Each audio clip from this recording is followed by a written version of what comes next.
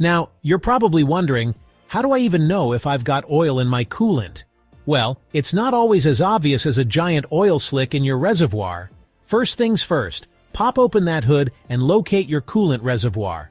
Clean coolant should be bright and clear, like some kind of radioactive green or orange juice. But when you've got oil in the mix, things get nasty.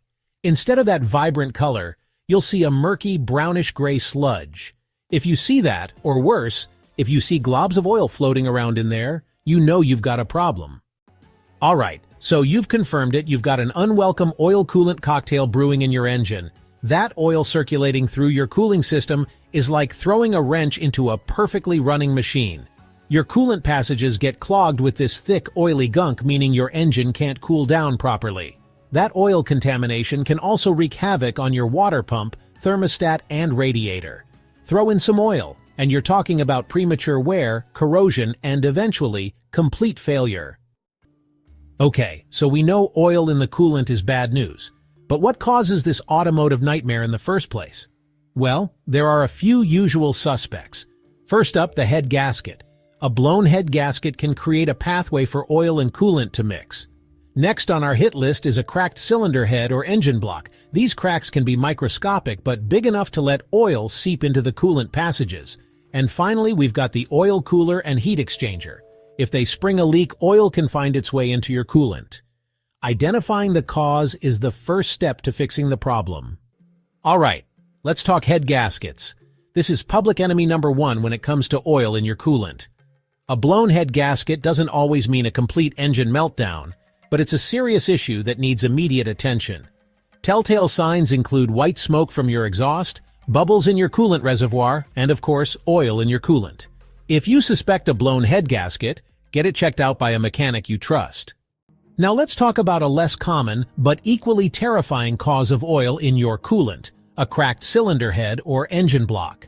These cracks can happen due to overheating or a faulty cooling system.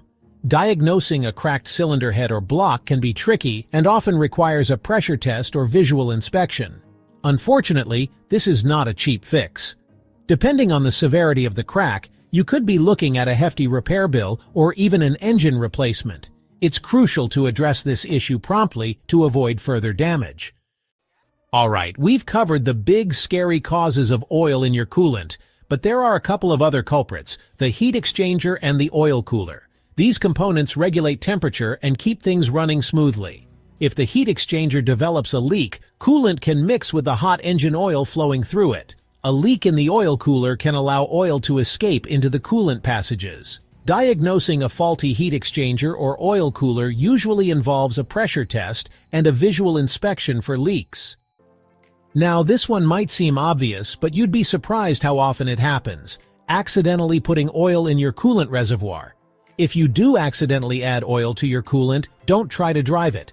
That oil will quickly circulate through your cooling system, causing all sorts of havoc. Instead, disconnect the battery, drain the contaminated coolant, and flush the system thoroughly before adding fresh coolant.